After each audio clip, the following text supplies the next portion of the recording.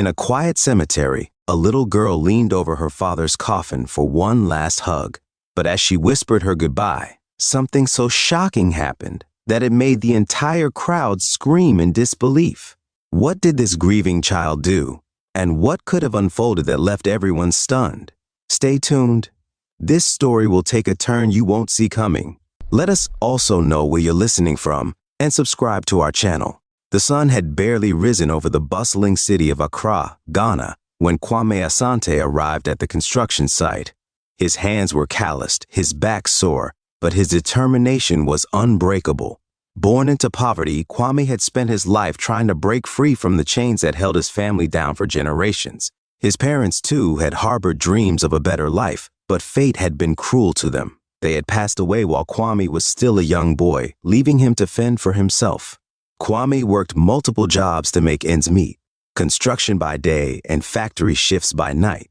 But the job that brought him the most joy was selling wakie, the fragrant rice and beans dish he cooked on a small street corner. It was during one of these busy days, with the sun blazing down, that he first saw her, Zara Mensah. Her deep brown eyes sparkled as she smiled, and Kwame couldn't help but notice her graceful presence among the crowd. Zara began appearing at the same time every day, her footsteps light as she approached Kwame's modest food stall. Kwame would always keep a portion of wakie aside for her, anticipating her arrival. They spoke little at first, exchanging smiles and polite greetings. But as the days turned into weeks, their conversations grew deeper. Zara was kind and full of laughter, a light in Kwame's hard life. One day, as storm clouds gathered overhead, Kwame noticed Zara walking toward his stall. He had just finished selling his last portion for the day. The skies opened up in a torrential downpour, and Kwame scrambled to pack up his stall before the rain ruined his cooking equipment. To his surprise, Zara rushed over to help him. They laughed as they struggled to secure everything, drenched and breathless. Finding shelter under an old bus stop, Kwame finally confessed his feelings. "Zara," he said, his voice trembling, "I know we've only known each other for a short time, but I can't stop thinking about you."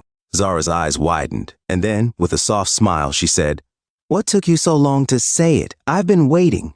Kwame couldn't believe how much his life had changed since Zara walked into it. What had started as shy conversations over servings of wakie turned into a bond deeper than he ever imagined. Every morning before the sun had a chance to bathe Accra in its golden light, Kwame would wake up to find Zara already bustling around their small kitchen, kneading dough and preparing spices. The aroma of freshly cooked wakie would fill their modest home, a scent that carried a promise of better days. Zara had a natural flair for business. She suggested new recipes, experimented with different flavors, and, most importantly, charmed customers with her friendly smile and engaging conversations. Soon, customers didn't just come for Kwame's delicious wakie. They came to see Zara's radiant smile and enjoy the warmth she brought to the tiny street corner where they sold their food. Word spread throughout the bustling neighborhoods of Accra. If you want the best wakie in the city, you need to visit Kwame and Zara's stall. With the influx of new customers, Kwame's profits began to soar. Zara encouraged him to save part of their earnings. "We could open our own shop," she would say, her eyes sparkling with hope. At first, Kwame laughed it off, but as their savings grew, so did their dreams. One particularly busy afternoon, when they had just finished serving a long queue of hungry office workers, Kwame's phone rang. It was an unknown number. At first, he hesitated to answer, but Zara nudged him playfully. "What if it's someone important?" she teased. On the other end was Mr. Mensah, a representative from a large telecommunications company in Accra. "I've heard about your famous wakie," he said, his voice brimming with enthusiasm. "We're hosting a conference next week, and we would love for you to cater the event." Kwame was speechless. It felt like a dream, a chance to cater for a major corporation. But it was Zara who, ever the optimist, accepted the challenge without hesitation. "We can do this, Kwame," she said, squeezing his hand. "This is our chance." The following week was a whirlwind of preparation. Kwame and Zara worked day and night, buying ingredients in bulk, testing recipes, and practicing their presentation. When the day of the conference arrived, the couple was exhausted but determined. The moment the attendees tasted Kwame's wakie, the room filled with delighted murmurs and satisfied smiles. The catering was a resounding success. The event opened doors they had never imagined. Orders began pouring in from companies and individuals alike. Soon, Kwame's small streetcar transformed into a cozy shop located in one of the bustling markets of Accra. They painted it a cheerful shade of yellow, symbolizing the bright future they envisioned. The shop had a small sign that read, "Kwame and Zara's Kitchen, home of the best wok ye in town." With the business thriving, Kwame and Zara found time to focus on their relationship. They would walk hand in hand along the beach after a long day, the sound of waves crashing softly in the background. On Sundays, they would take a break from work to explore the vibrant streets of Accra, treating themselves to fried plantains and chilled coconut water. Within a year of their first meeting, they decided to take their relationship to the next level. Kwame proposed on one of their evening walks by the beach, under a sky full of stars. Zara's eyes filled with tears as she whispered, "Yes, 1,000 times yes." 4 months later, they were married in a small, intimate ceremony attended by their closest friends and family. Zara wore a simple but elegant white dress, and Kwame couldn't stop smiling as he watched her walk down the aisle. "You're my miracle," he whispered as they exchanged vows. Life was perfect. They had a thriving business, a cozy home, and most importantly, they had each other. But behind their laughter and shared dreams, there was a quiet longing, one that neither of them voiced but both felt deeply. As the months turned into years, Kwame and Zara dreamed of filling their home with the laughter of children. They tried everything: visits to doctors, herbal remedies, and countless prayers. Every time Zara saw children playing on the street, her heart ached. She would smile and wave, but inside, she felt a pang of sadness. Kwame, ever the optimist, would hold her close at night and say, "It will happen." He tried to hide his own disappointment, but Zara could see it in his eyes. The laughter they once shared in their cozy kitchen was slowly replaced by quiet conversations, both of them tiptoeing around the topic that weighed heavily on their hearts. One evening, as they sat on their shop's front porch after closing for the day, Zara finally broke down. "What if it never happens for us, Kwame?" She sobbed, tears streaming down her face. Kwame pulled her into his arms, gently wiping away her tears. "No matter what, we have each other, and that's more than enough." Yet even as he said those words, they both held on to hope that one day they would hear the pitter-patter of tiny feet in their home. Little did they know that fate had something extraordinary in store for them, a miracle that would change their lives forever. 2 years after their wedding, when they had almost given up hope, Zara discovered she was pregnant. Kwame cried tears of joy as he held her hand in the small clinic where they received the news. 9 months later, they welcomed a beautiful baby girl into the world, Amma. She had Zara's gentle eyes and Kwame's strong brows. Amma was no ordinary child. By the age of 3, she was reading books and solving simple math problems. Kwame and Zara nurtured her curiosity, amazed at her hunger for knowledge. They were a close-knit family, spending evenings playing games and sharing stories under the starry skies of Accra. But happiness, as they would soon learn, can be heartbreakingly fleeting. Amma's 5th birthday had been a day filled with joy. The cozy living room of their home was decorated with colorful balloons, and the scent of Zara's famous jollof rice wafted through the air. Kwame, Zara, and Amma were huddled around their coffee table, playing Amma's favorite board game. The room was filled with laughter as Kwame playfully let Amma win, the little girl squealing in delight. But in an instant, everything changed. As Kwame leaned back to share another laugh with his wife and daughter, his smile froze. His eyes widened, rolling back as his body went limp. The sound of a thud as he collapsed echoed through the room, freezing Zara in terror. "Kwame!" she screamed, rushing to his side. Amma, confused and frightened, watched as her mother desperately tried to shake him awake. The seconds felt like hours until Kwame's eyes fluttered open. Gasping for breath, he tried to brush off the incident. "I'm fine," he insisted weakly, wiping Zara's tears with trembling hands. But the fear in her eyes remained, and she knew deep down that this wasn't something they could ignore. The days that followed were filled with a tension that neither Kwame nor Zara spoke about. Zara kept a close eye on him, watching for any signs of weakness. But a week later, while Kwame was cooking breakfast, it happened again. This time it was worse. He collapsed, hitting the floor hard. The clang of the frying pan hitting the ground sent Zara running in from the next room. This time, there were no reassurances, no brushing it off as exhaustion. "We're going to the hospital," Zara insisted, her voice shaking. Kwame, seeing the fear in her eyes, reluctantly agreed. The hospital smelled sterile and cold, a sharp contrast to the warmth of their home. Zara clutched Kwame's hand tightly as they sat in the waiting room, their fingers intertwined in silent fear. Hours later, after a battery of tests, the doctor called them into his office. "I'm afraid it's serious," the doctor said, his expression somber. "Kwame, you have a rare condition, and it's terminal." The room seemed to spin as Zara's world shattered. She could barely hear the rest of the conversation. Words like months to live and palliative care floated around her. But all she could think of was Amma. How would they tell their little girl that her father was dying? Kwame and Zara decided to keep the diagnosis a secret from Amma. "Papa is just tired," Zara would tell her whenever she asked why he looked so pale or needed to rest so often. But Amma was far too perceptive for her age. She could sense the change in the air, the tension that now hung over their once lively home. One afternoon, during a hospital visit, Amma climbed onto her father's bed and took his frail hand in her tiny one. "Papa," she whispered, her voice barely more than a breath, "are you going to leave us?" Kwame's heart broke as he looked into her wide, innocent eyes. For a moment, he considered lying, protecting her from the harsh truth. But in that moment, he realized that Amma was strong, perhaps stronger than he had ever given her credit for. Tears welled in his eyes as he nodded slowly. "Yes, my darling," he said, his voice choked with emotion. "Papa is sick, and one day I will have to leave. But remember this," he continued, placing her small hand over his heart. "I will always be with you right here, in your heart." Amma nodded solemnly, her bottom lip trembling, but she didn't cry. Instead, she leaned forward and kissed his cheek. "I'll keep you in my heart forever, Papa," she promised.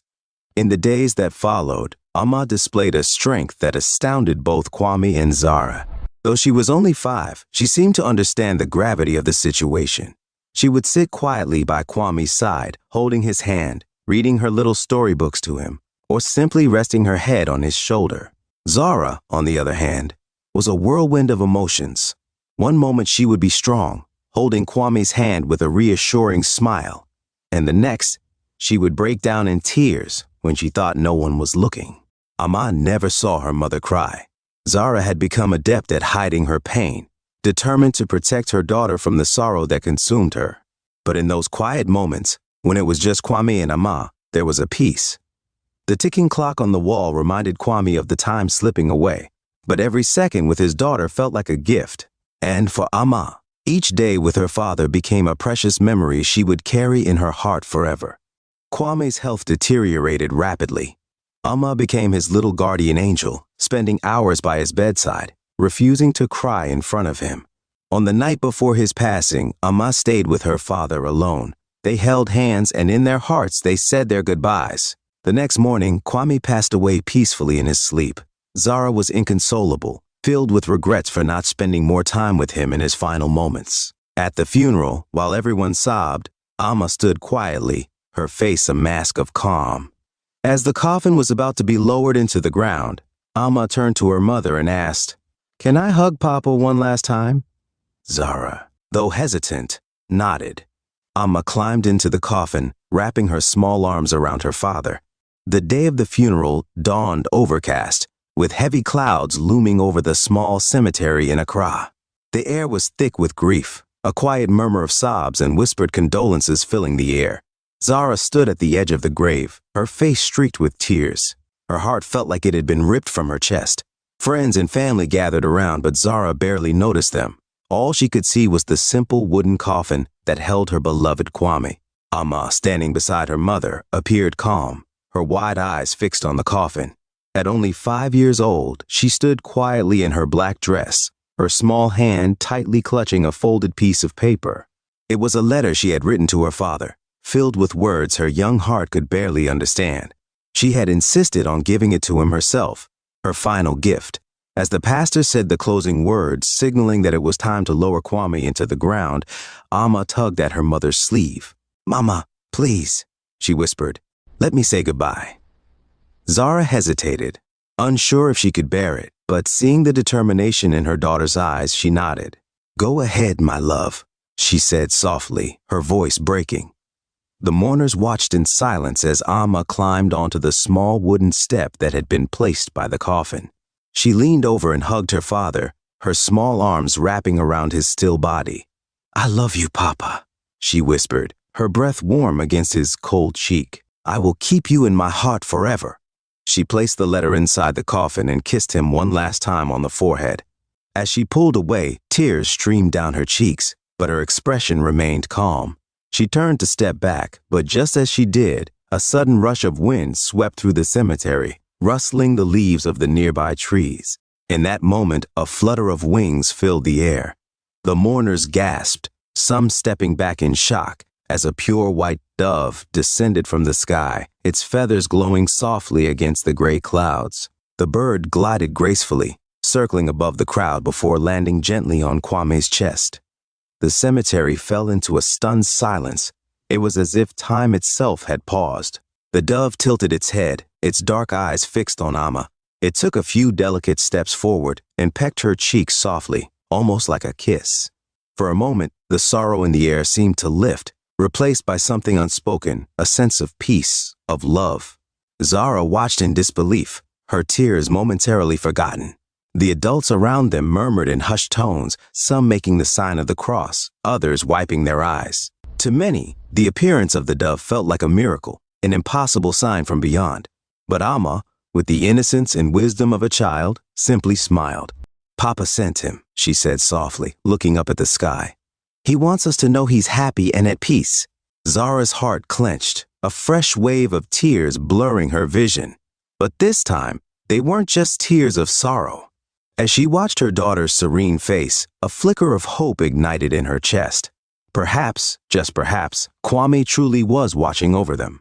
The years passed, and life carried Amma and Zara forward. Though the memory of Kwame never faded, Amma grew up to be a strong, wise woman, her father's resilience and kindness living on in her. She pursued her dreams, built a life, and eventually had children of her own. On quiet evenings, Amma would gather her children and grandchildren in her cozy living room. The sound of their laughter would fill the air, just as it had in her childhood home so many years ago. And every so often, they would ask her to tell them the story of their great-grandfather and the miraculous dove. Sitting by the flickering firelight, Amma would smile softly, her eyes distant with memory. "Your great-grandfather was the most loving man," she would begin. "When I was your age, he became very sick. But he never stopped loving us. Even after he left this world, he found a way to tell me he would always be with us." The children would listen, eyes wide with wonder, as she described the moment when the dove appeared at his funeral. "That dove was Papa's way of telling me that love never dies," Amma would say, her voice thick with emotion. "Even when someone we love is no longer here, they remain with us in our hearts." As she finished the story, one of her grandchildren would inevitably ask, "Do you really think the dove was sent by him, Grandma?" Amma would smile, looking at the eager faces of her grandchildren. "Yes," she would whisper, "because love is the strongest magic of all." And in those moments, a white dove would often appear, perched quietly on the windowsill outside, as if listening to the story. Amma would smile knowingly, a silent message shared between the past and the present, proof that some bonds are too powerful to break. As Amma finished telling her grandchildren the story, they asked, "Do you think it was really him, Grandma?" Amma smiled, her eyes glistening. "Yes," she whispered. "Love like that never dies. It simply finds new ways to show itself." As they hugged her, a dove perched on the window outside, cooing softly as if to say, "I'm still here." And so, Amma carried the memory of that miraculous moment for the rest of her life, believing the dove was her father's final message of love. But what do you think really happened that day? Was it a sign from beyond or just a coincidence? If you were in Amma's place, would you believe it was a message from her father? How would it change how you see the world? We'd love to hear your thoughts. Do you believe in signs, or is it simply a child's imagination at play?